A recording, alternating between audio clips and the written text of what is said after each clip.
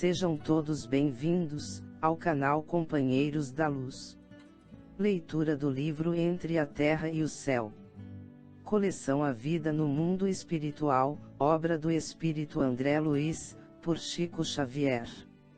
Iniciemos então o capítulo 6. Num lar cristão. Propunhamos-nos seguir o caso de Zulmira, não só para cooperar a favor de suas melhoras, mas também para registrar os ensinamentos possíveis, e solicitando o concurso de Clarencio, dele ouvimos judiciosas ponderações.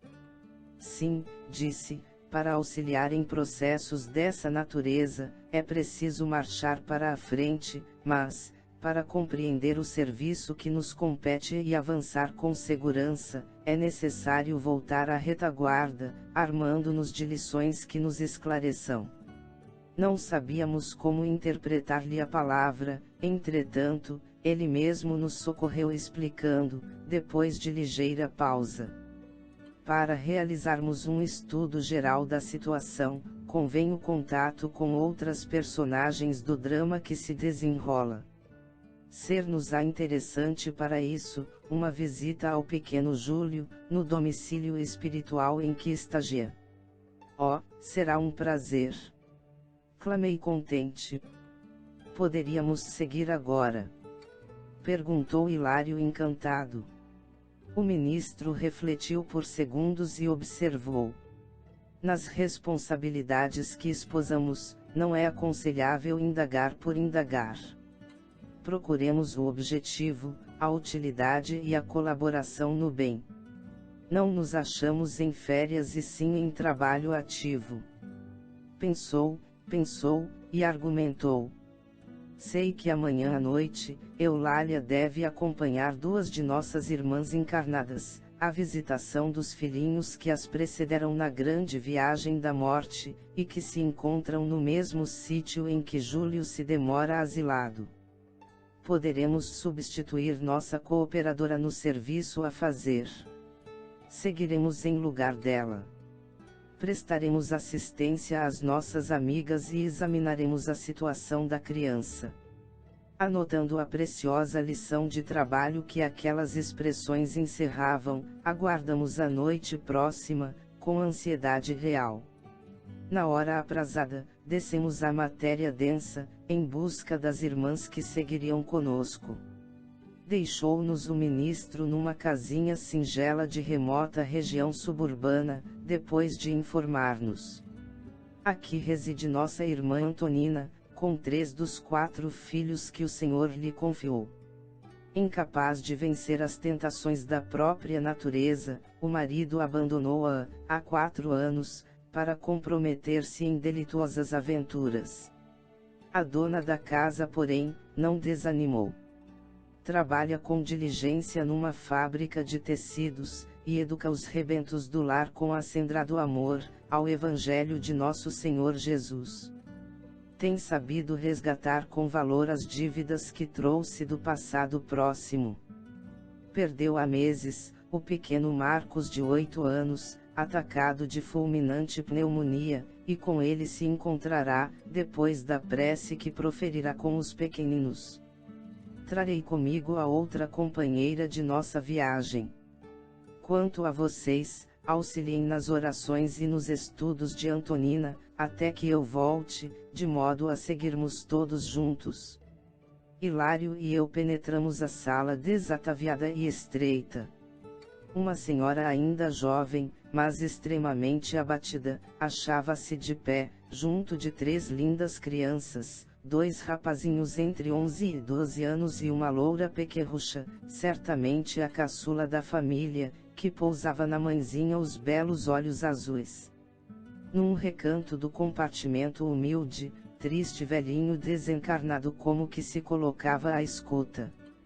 Dona Antonina colocou sobre a toalha muito alva 2 copos com água pura, tomou um exemplar do Novo Testamento e sentou-se. Logo após, falou carinhosamente. Se não me falha a memória, creio que a prece de hoje deve ser feita por Lisbela. A pequenita levou as minúsculas mãos ao rosto, apoiou graciosamente os cotovelos sobre a mesa, e cerrando os olhos recitou: Pai nosso que estais no céu, santificado seja o vosso nome, venha a nós o vosso reino, seja feita a vossa vontade assim na terra como nos céus. O pão nosso de cada dia dai-nos hoje, perdoai as nossas dívidas, assim como perdoamos aos nossos devedores, não nos deixeis cair em tentação e livrai-nos de todo mal, porque vosso é o reino, o poder e a glória para sempre. Assim seja.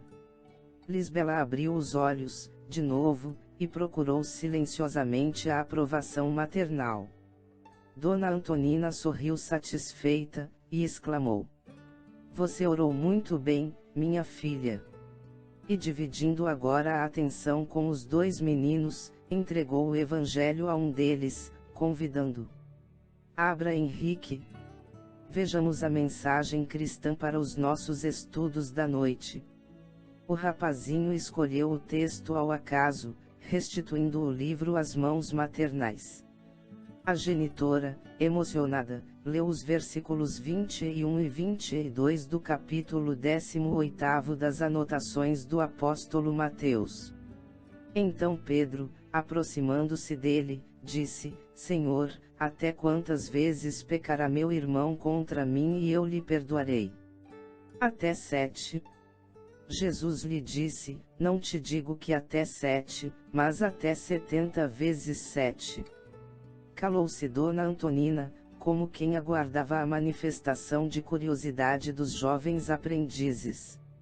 O pequeno Henrique, iniciando a conversação, perguntou com simplicidade: Mãezinha, por que Jesus recomendava um perdão assim tão grande? Demonstrando vasto treinamento evangélico, a senhora replicou: Somos levados a crer, meus filhos, que o Divino Mestre, em nos ensinando a desculpar todas as faltas do próximo, inclinava-nos ao melhor processo de viver em paz. Quem não sabe desvencilhar-se dos dissabores da vida, não pode separar-se do mal. Uma pessoa que esteja parada em lembranças desagradáveis caminha sempre com a irritação permanente. Imaginemos vocês na escola. Se não conseguirem esquecer os pequeninos aborrecimentos nos estudos, não poderão aproveitar as lições. Hoje é um colega menos amigo a preparar lamentável brincadeira, amanhã é uma incorreção do guarda enfadado em razão de algum equívoco. Se vocês imobilizarem o pensamento na impaciência ou na revolta, poderão fazer coisa pior, afligindo a professora, desmoralizando a escola e prejudicando o próprio nome e a saúde. Uma pessoa que não sabe desculpar vive comumente isolada. Ninguém estima a companhia daqueles que somente derramam de si mesmos o vinagre da queixa ou da censura. Nessa altura do ensinamento, Dona Antonina fitou o primogênito e perguntou: Você, Haroldo, quando tem sede preferiria beber a água escura de um cântaro recheado de lodo? Ah, isso não, replicou o mocinho muito sério. Escolherei água pura, cristalina. Assim somos também, em se tratando de nossas necessidades espirituais. A alma que não perdoa, retendo o mal consigo, assemelha-se ao vaso cheio de lama e fel. Não é coração que possa reconfortar o nosso. Não é alguém capaz de ajudar-nos a vencer nas dificuldades da vida.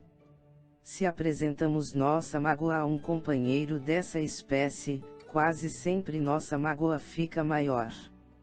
Por isso mesmo, Jesus aconselhava-nos a perdoar infinitamente, para que o amor em nosso espírito, seja como o sol brilhando em casa limpa. Expressivo intervalo fez notar. O jovem Haroldo, de semblante apoquentado, interferiu, indagando: Mas a senhora crê, mãezinha, que devemos perdoar sempre? Como não, meu filho? Ainda mesmo quando a ofensa seja a pior de todas. Ainda assim. E observando-o inquieta, Dona Antonina acentuou: por que tratas deste assunto com tamanha preocupação? Refiro-me ao papai, disse o menino algo triste. Papai abandonou-nos quando mais precisávamos dele.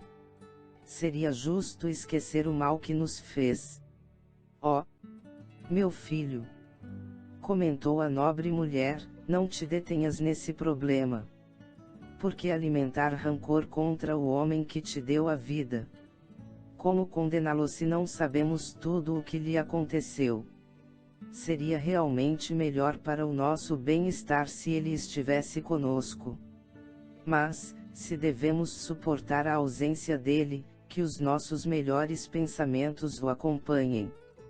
Teu pai, meu filho, com a permissão do céu, deu-te o corpo em que aprendes a servir a Deus. Por esse motivo, é credor de teu maior carinho. Há serviços que não podemos pagar senão com amor. Nossa dívida para com os pais é dessa natureza. Recordando talvez que a família se achava num curso de formação cristã, a dona da casa acrescentou: um dia, quando Moisés, o grande profeta, foi ao monte receber a revelação divina, uma das mais importantes determinações por ele ouvidas do céu foi aquela em que a eterna bondade nos recomenda: honrarás teu pai e tua mãe.